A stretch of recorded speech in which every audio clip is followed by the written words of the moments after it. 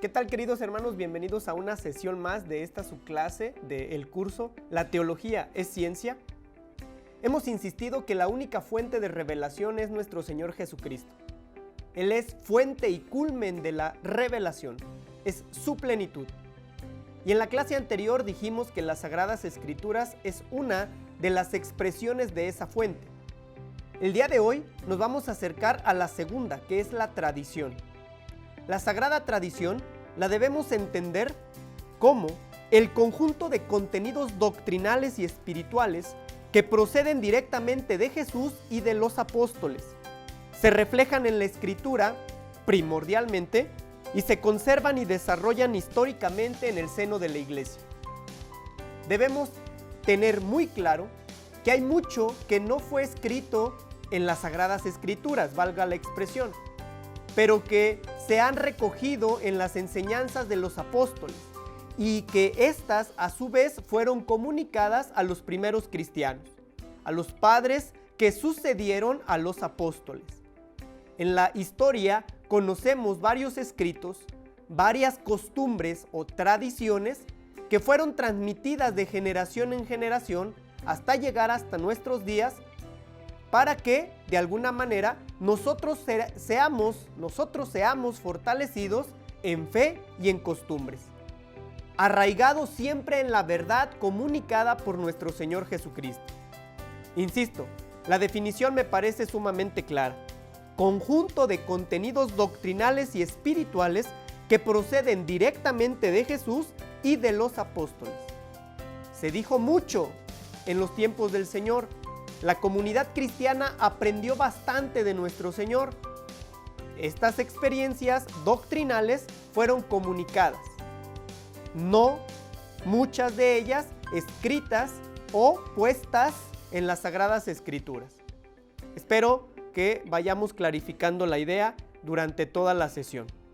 Ahora bien, el ser humano es un ser de tradición, eso lo debemos tener con mucha claridad. Recibe costumbres y las transmite.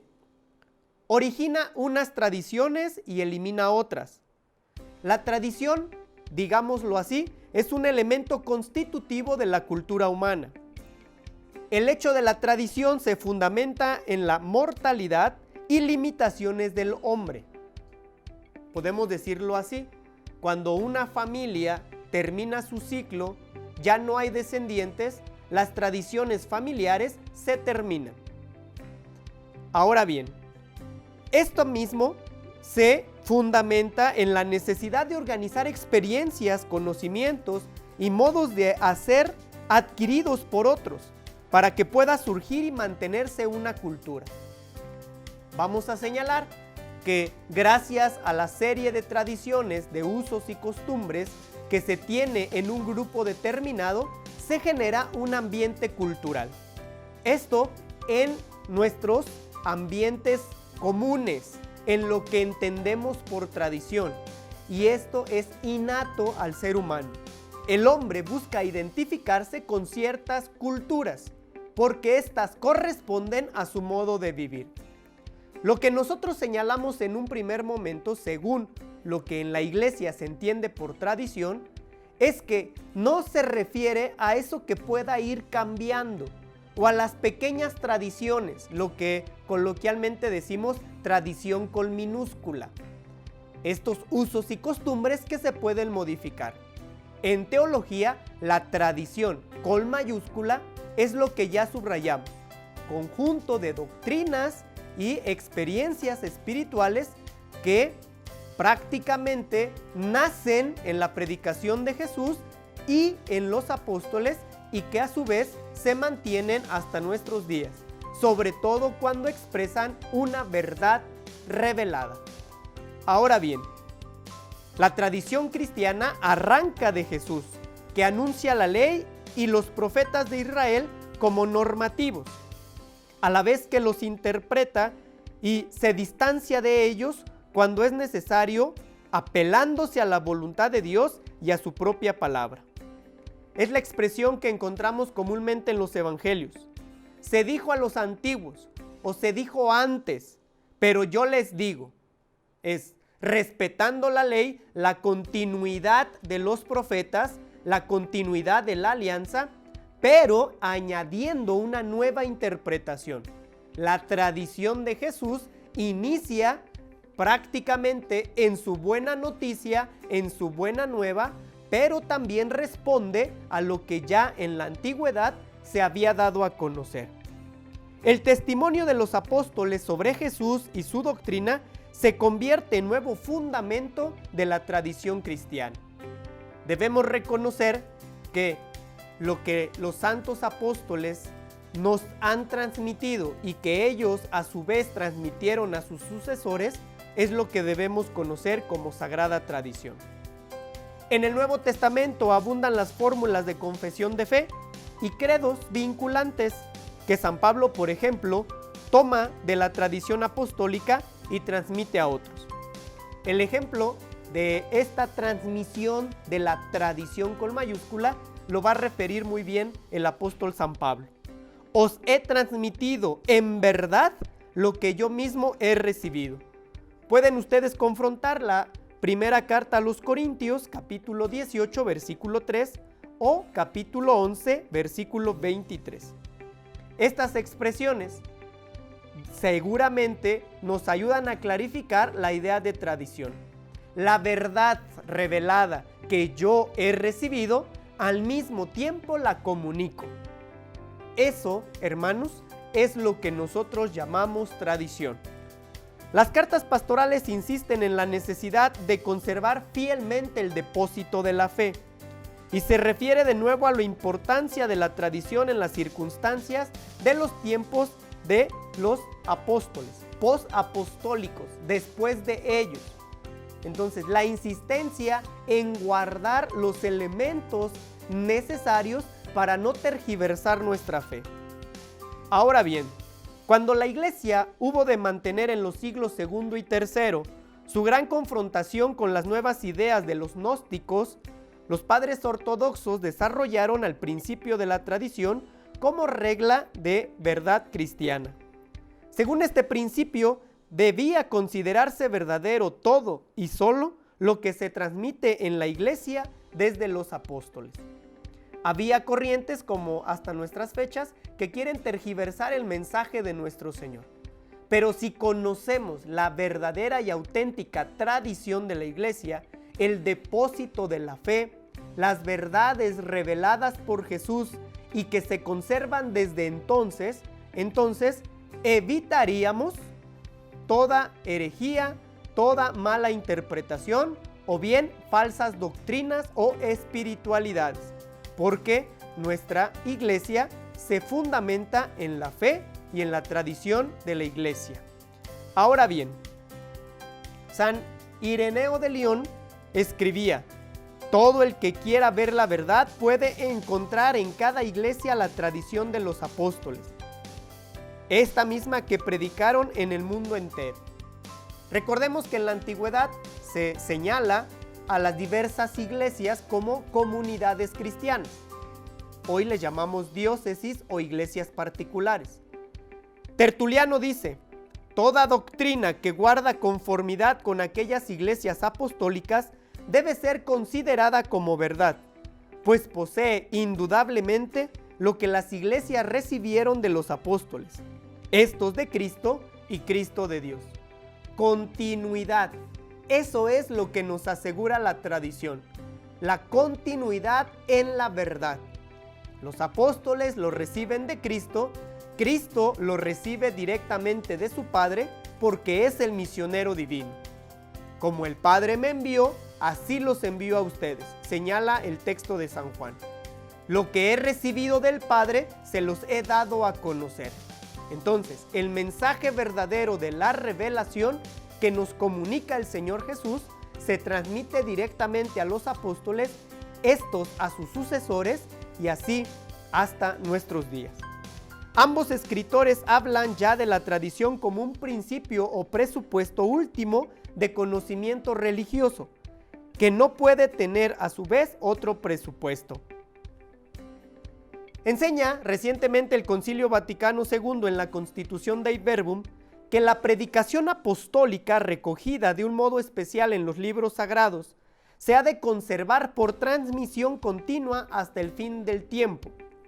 Lo que los apóstoles transmitieron comprende todo lo necesario para una vida santa y una fe creciente del pueblo de Dios.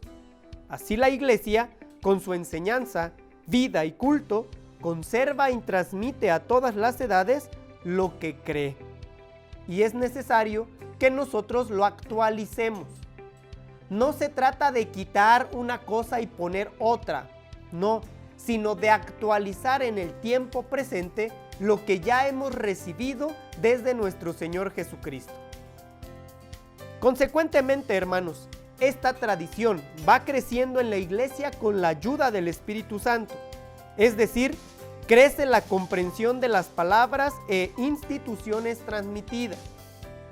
El Espíritu Santo es quien nos ilumina para poder erradicar el error que podemos manifestar en el uso y costumbres de las cosas que hemos recibido, pero al mismo tiempo es quien nos orienta para afianzar aquellas que nos acercan al gran tema de la teología, la verdad.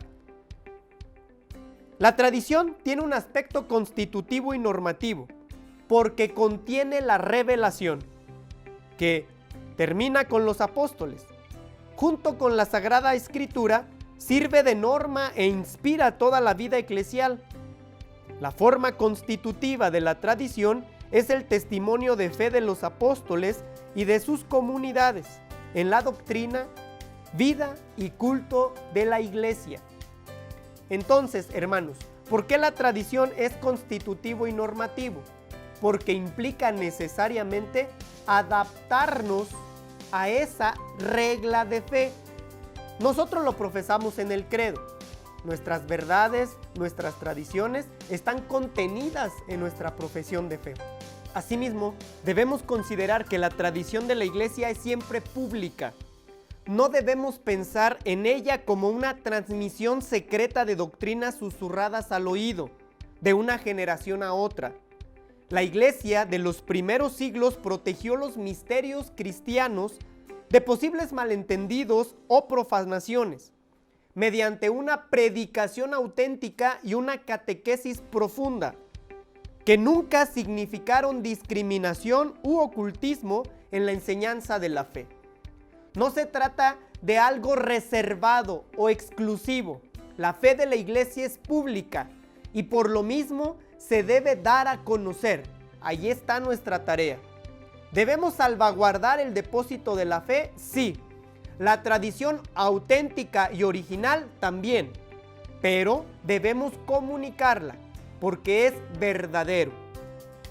Para ir concluyendo, debemos señalar que existen tradiciones teológicas, disciplinares, litúrgicas y espirituales que han nacido gradualmente en las iglesias locales, lo que nosotros ya subrayamos que denominamos diócesis, y constituyen formas o modos particulares en las que la gran tradición recibe expresiones adaptadas a los diversos lugares y a las diversas épocas.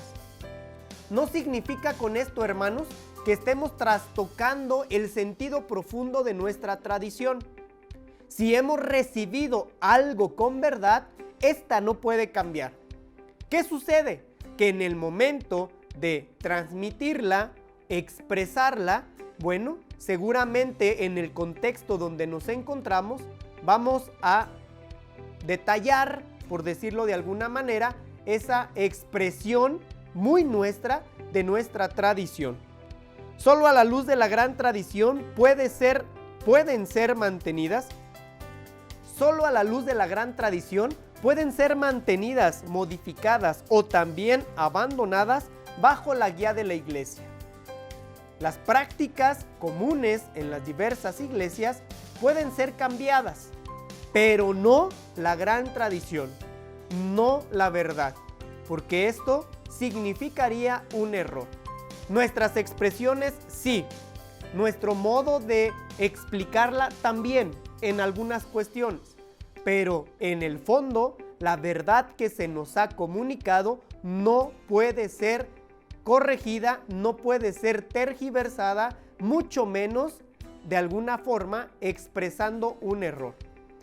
Así, hermanos, podemos decir entonces, tal como iniciamos nuestra sesión, la tradición es un conjunto de contenidos doctrinales y espirituales que proceden directamente de Jesús y de los apóstoles.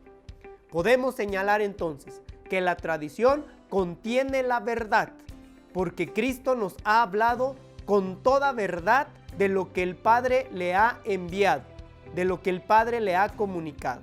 Esto nos sirve de norma para poder orientar nuestra vida en lo que ya decía en un momento, en nuestra moralidad y en nuestra espiritualidad. Por eso, nosotros tenemos certeza de que en Jesús encontramos lo necesario para una vida plena.